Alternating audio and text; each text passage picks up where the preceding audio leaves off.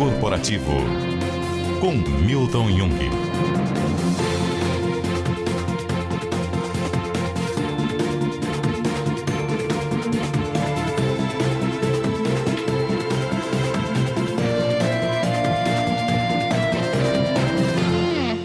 Olá, tudo bem com você? Seja muito bem-vindo a mais um capítulo do Mundo Corporativo, que hoje se dedica a falar sobre organizações, liderança, conformidade nos comportamentos em busca de um equilíbrio empresarial e pessoal.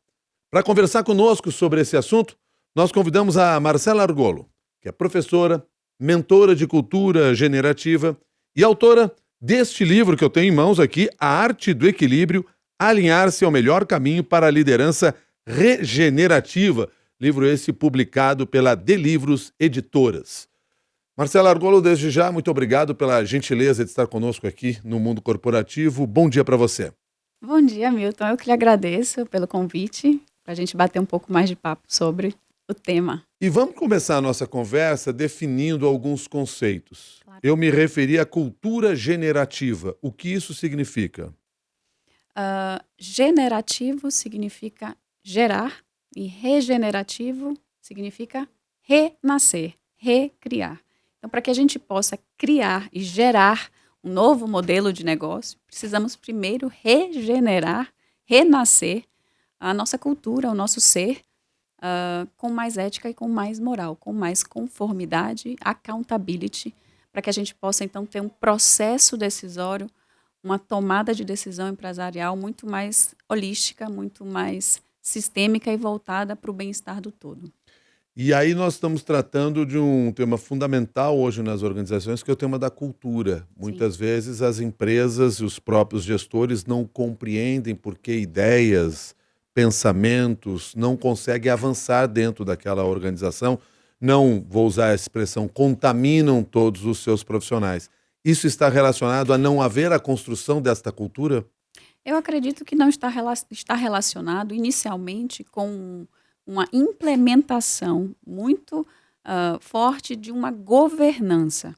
Quando a gente implementa uma governança, né, a gente faz essa estrutura organizacional muito sólida, a gente implementa, então, valores e princípios organizacionais. Lembrando que valores e princípios são não negociáveis e que a gente vai contratar pessoas para tocar o nosso negócio com uma conformidade, com uma congruência com os valores e princípios da organização que a gente tem. Por isso, o principal motivo, né, dessa dor que você falou é que não existe esse alinhamento de valores e princípios entre a cultura e a liderança. E aí, pegando ainda novamente conceitos com os quais você trabalha, para que essa sintonia aconteça, por que a organização tem que ser generativa e a liderança dessa organização regenerativa? Eu acredito que a gente precisa renascer, regenerar ao ser, né, a pessoa, a cultura, porque a cultura nada mais é do que um conjunto ali de pessoas. A partir do momento que a gente renasce, a gente expande a nossa consciência, a gente percebe o quão exploratório estávamos vindo ao longo dos últimos, não sei, 10 mil anos. Entendermos que a gente precisa renascer de maneira mais ética, com uma consciência mais expandida, para que a gente possa, então, gerar modelos de negócio abundantes e prósperos. O papel dos líderes, portanto, é fundamental para a construção dessa cultura generativa.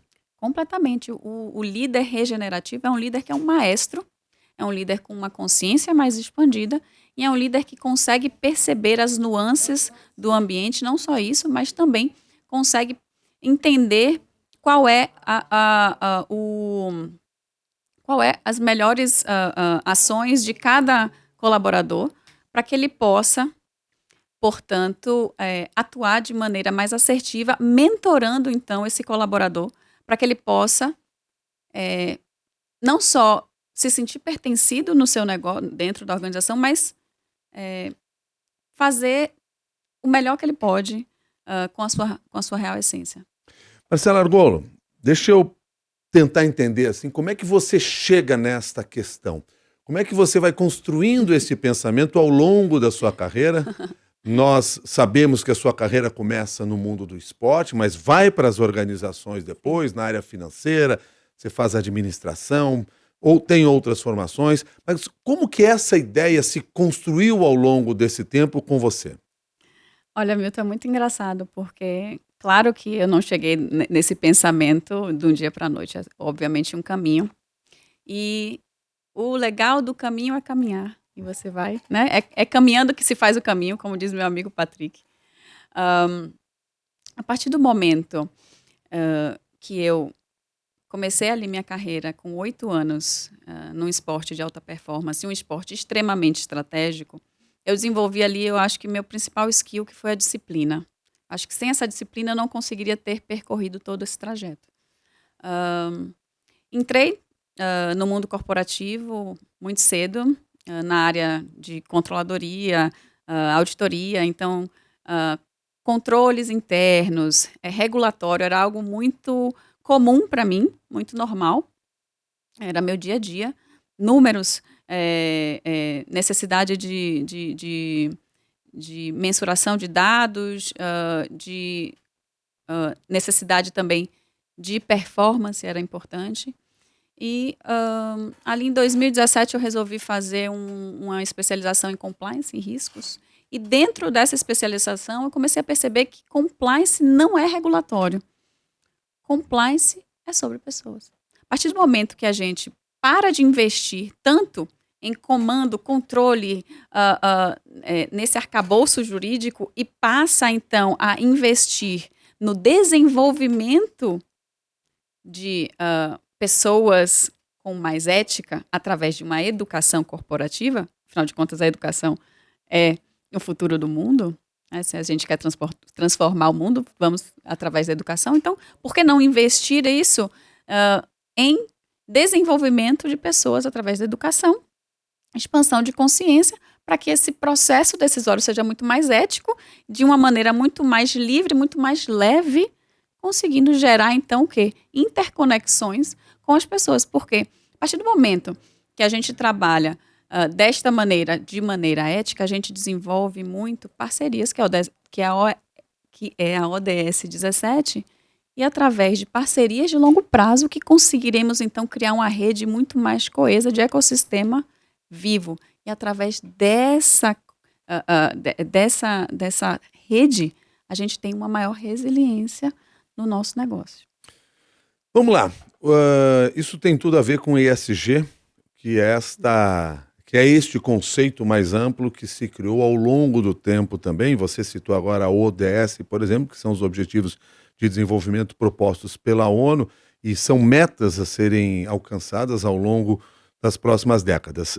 O ESG tem sido um assunto muito debatido, tem sido debatido em diferentes áreas, mercado financeiro se fala muito, inclusive, com cobranças sobre as empresas que chegam a esse mercado. Na sua opinião, quais são os maiores desafios para as empresas que buscam adotar esses critérios de conduta?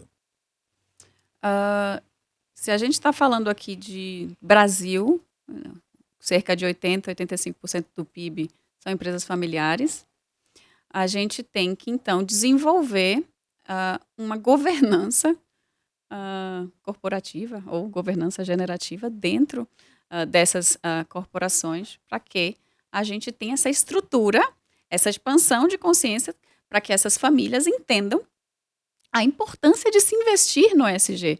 E por quê? Porque a partir do momento que a gente está preparado, a empresa está preparada, ela está profissionalizada, a gente consegue, então, captar recursos. Inclusive, Milton, estava fazendo uma pesquisa para uma palestra que eu vou dar semana que vem. Sabe quanto que existe lá na Europa dinheiro, capital ávido para ser investido, só que tem que ser um investimento em ESG? Chuta. Tenho a menor ideia aqui de valores.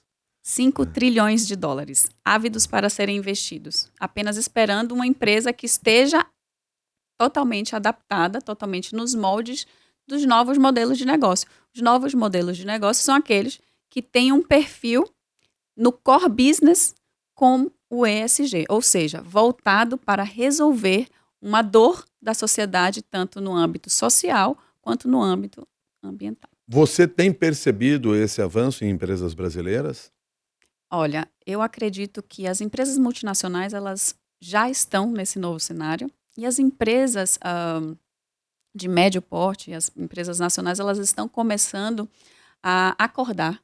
Por quê? A partir do momento que a gente tem necessidade de recursos, e os recursos até ano passado, com a taxa de inflação alta, não estavam tão atrativos, e quando a gente coloca isso no âmbito de que os fundos internacionais de ESG estavam com as taxas bem mais atrativas, então apenas para que você tenha acesso a dinheiro mais barato, você precisaria então implementar essa política de ESG e não de greenwashing, para que você pudesse então ter acesso a esse novo patamar de negócios. Eu acredito então que a gente está passando por um momento muito importante empresarial, que é um momento de ir para o next step, sabe? E se profissionalizar e entender que, eu criei aqui uma empresa, mas a gente precisa colocar aqui uma regra, uma conduta de como que a gente vai atuar e o porquê a gente vai atuar. Porque o modelo de negócio do futuro não é sobre lucro, é sobre propósito.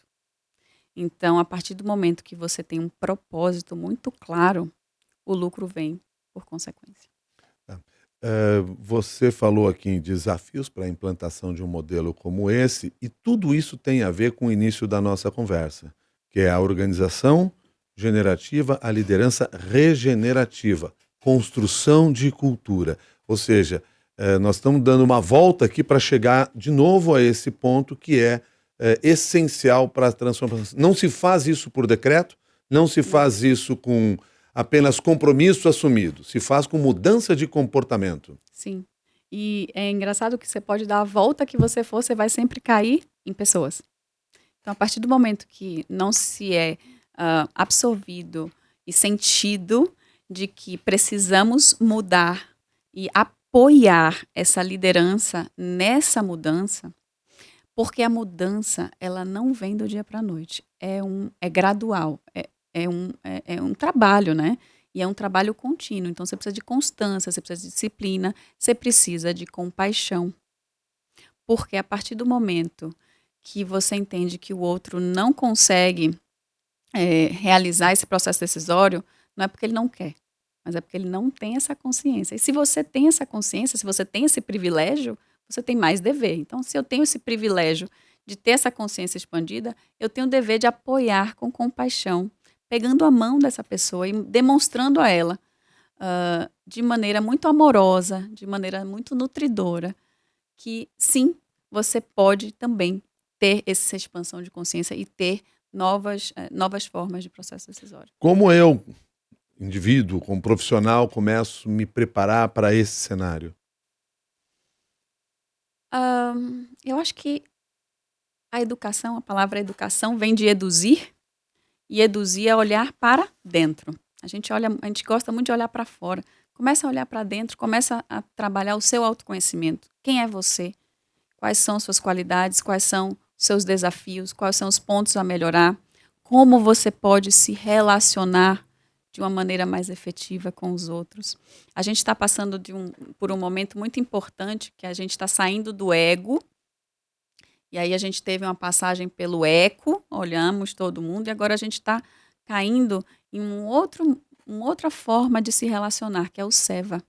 Seva é uma palavra sânscrita que se refere à compaixão. A partir do momento que entendemos que, se temos mais privilégio, temos mais dever. Seres humanos têm o privilégio de ter a consciência e a inteligência, então a gente tem um dever de apoiar e nutrir o ambiente, e seja o âmbito, né, o meio ambiente, os animais e a sociedade como um todo. Outras pessoas que não tiveram o privilégio que você teve de conseguir ter esse olhar para dentro. Então, o primeiro ponto é trabalhar o autoconhecimento.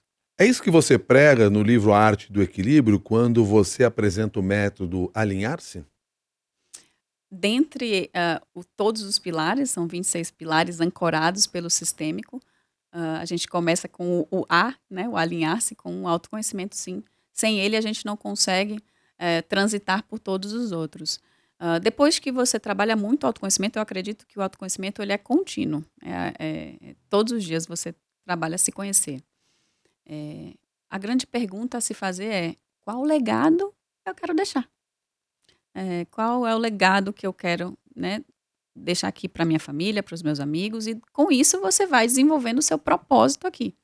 E aí, com o propósito, você vai trabalhando muito mais o autoconhecimento. Então, o livro é muito uma dança de nuances que você vai passando através de um equilíbrio, através de uma arte desse equilíbrio em todos esses pilares. E esses pilares nada mais é do que o equilíbrio interno.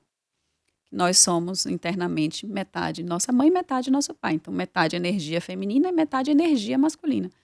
Então, nada mais é do que equilibrar essas nuances energéticas dentro de nós. A partir do momento que a gente se equilibra internamente, o externo é reflexo do interno. Se estamos equilibrados internamente, também estaremos equilibrados no externo. É possível equilíbrio considerando os cenários corporativos que temos? Depende. Eu acredito que estamos passando por um momento bem complexo, a era complexa, que é uma era que a gente está tendo um descolamento. Descolamento de quê? Empresas que não tiverem essa expansão de consciência, elas vão começar a viver mais no caos, que é o Pareto de 80-20, mas 20% das empresas que expandirem essa consciência, elas vão ali trabalhar nesse lugar de prosperidade e abundância, que o John Eccleston usa muito no conceito dele de capitalismo regenerativo, e isso já é utilizado bastante na Europa, que é o Board Edge Abundance. Ele fala que a gente vai ter abundância nas bordas. Se a gente colocar aqui como exemplo, empresas que queiram trabalhar sempre no mesmo foco, por exemplo, em São Paulo, capital, elas não vão conseguir prosperar da mesma maneira que empresas que começam a olhar as bordas, os arredores. O que seriam essas bordas? São as bordas, acredito que são as bordas as quais as empresas não estão olhando. E, ao meu ver, seria olhar e resolver os problemas sociais que temos, ou ambientais. Então, desenvolver produtos, desenvolver serviços que façam com que exista essa regeneração do planeta. O que você está nos mostrando é que há uma janela de oportunidade gigantesca nesse instante. Com certeza. No mesmo momento em que nós temos várias preocupações, por exemplo, da substituição de empregos, o medo pela inteligência artificial, que é generativa, você revela aqui para a gente que há uma tremenda oportunidade surgindo para cada um de nós se tivermos essa outra visão. Porque vamos encontrar aí mercado. Sim, se a gente expande a consciência e a gente eleva, a gente começa a olhar com muito mais profundidade e clareza o problema, o desafio como um todo, e a gente enxerga as oportunidades dentro de um cenário mais amplo. A partir do momento que a gente está dentro do caos, a gente não consegue enxergar nada. Então, quando a gente abre e amplifica e tem uma visão sistêmica e holística, a gente vê ali as oportunidades. Nós falamos bem específico aqui, quando falamos do alinhar-se, no autoconhecimento. Trabalha um pouco mais comigo esse conceito do alinhar-se, que outros passos são importantes dentro dessa perspectiva? Como eu falei, eu acredito que você precisa ter um autoconhecimento muito próprio e um trabalho muito contínuo. Qual é o legado que você quer deixar? Trabalhar com muito amor, afinal de contas, amor é o combustível magnético do mundo. Se todo mundo conseguisse acessar essa potência que é o amor. E dentro, já que você está falando, dentro desse conceito, eu trago muito o ESG como os 3 pontos do cérebro, né? Nós temos 3 cérebros. Temos o cérebro do coração, o HeartMath, que é um instituto dos Estados Unidos, demonstra que temos mais sinapses neurais no coração do que no cérebro. Temos o intestino e temos o cérebro na cabeça.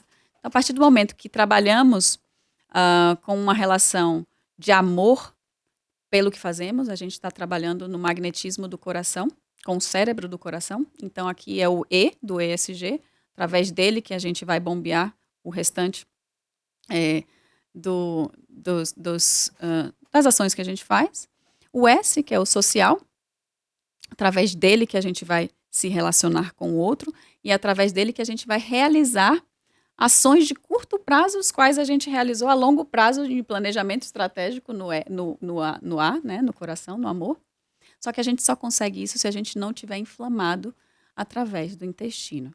Então, através dessa sinergia do ESG, e aqui é a governança corporativa que eu falo, o intestino está muito ligado com uma boa governança corporativa dentro de uma organização. Se ela não estiver inflamada, se ela estiver realizando ali, operando de uma maneira muito estruturada, muito arquitetada, né? Você cria e gera ambientes organizacionais sustentáveis, ambientes organizacionais colaborativos e leves, para que possa, então, exercer. Você falou em colaboração, isso me remete à palavra cooperação. Lá no livro A Arte do Equilíbrio, você fala sobre a importância da cooperação nas empresas. Como você vê o papel das parcerias estratégicas no crescimento sustentável das organizações? Elas são fundamentais. Se lembra que eu falei sobre as redes? Claro. O modelo de gestão hoje é modelo de gestão em rede de ecossistema vivo. Por quê? Porque ela é mais resiliente.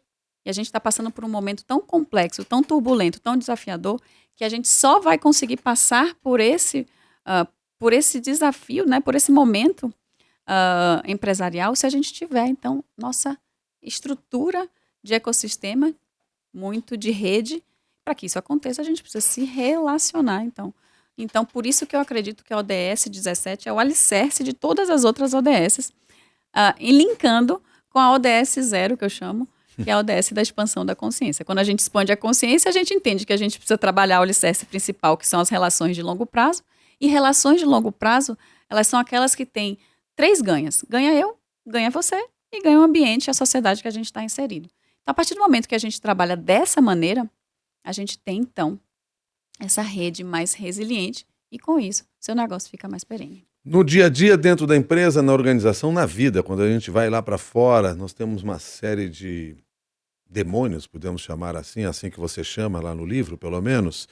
Como a gente controla esses demônios? Aliás, quem são eles? A nossa mente, ela é muito tricky, né? Muito desafiadora. A gente tem que dominar a nossa mente. Quando a gente consegue dominar ela e trabalhar o sentir, como o seu corpo sente o ambiente,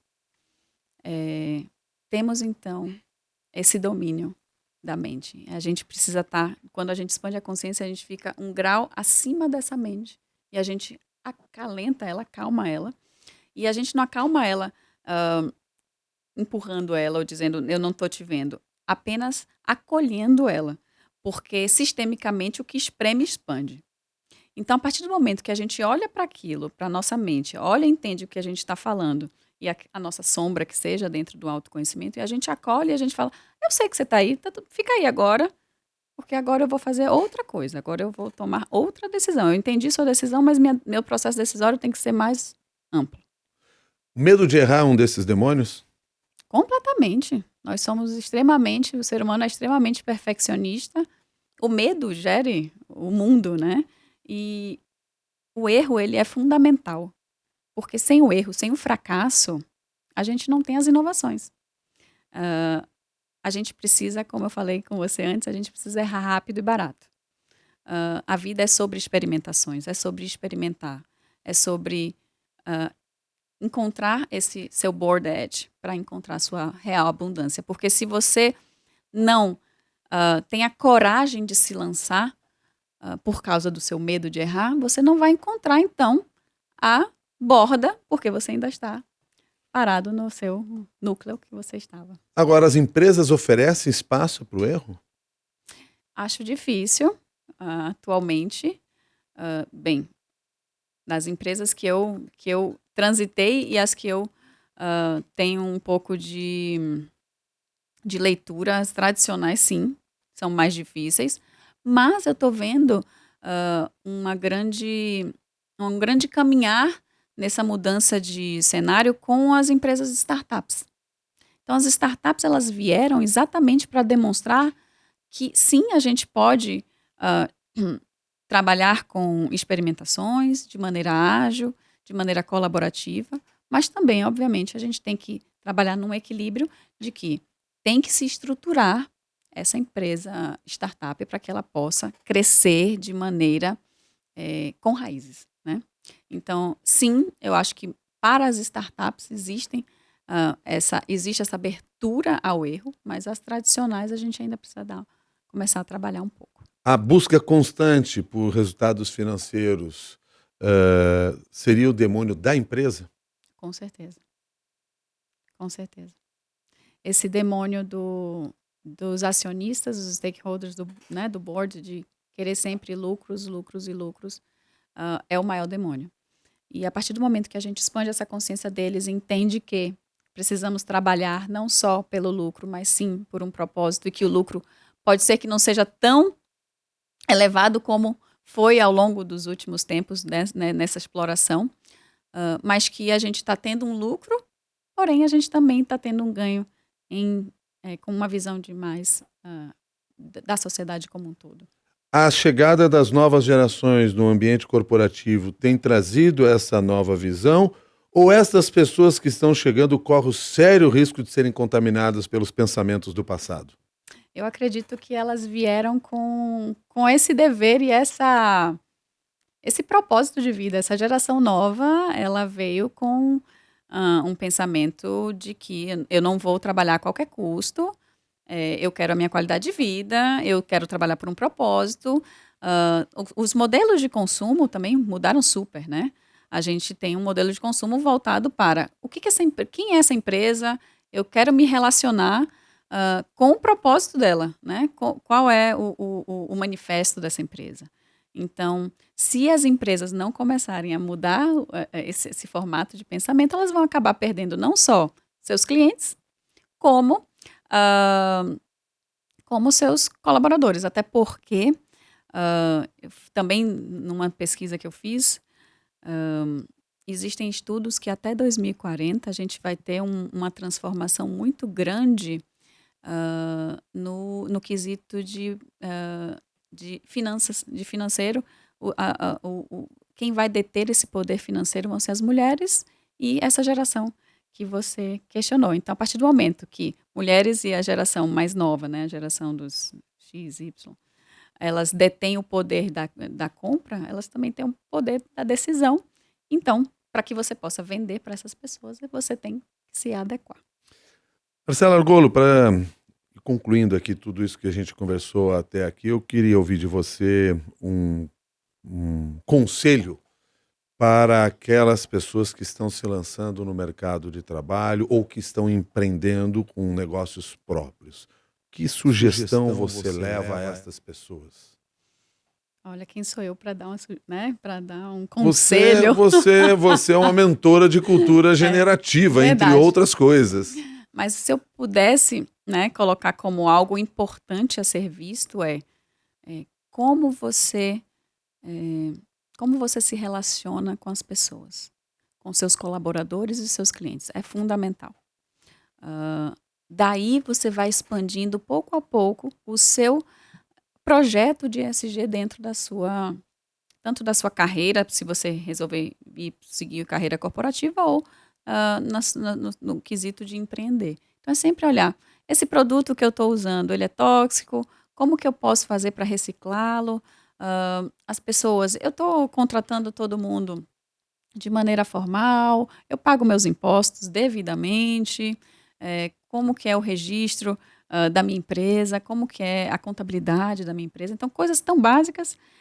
Com isso, você vai estruturando aos poucos esse seu pensamento voltado para ESG, e aí as coisas vão se aclarando e você vai expandindo a consciência com o tempo e gradualmente até você chegar a um modelo de negócio que você vai entender que você precisa ter o ESG, você precisa focar para as pessoas em específico, mais do que tudo, para desenvolvê-las de maneira com que elas possam também se desenvolver e desenvolver as demais pessoas.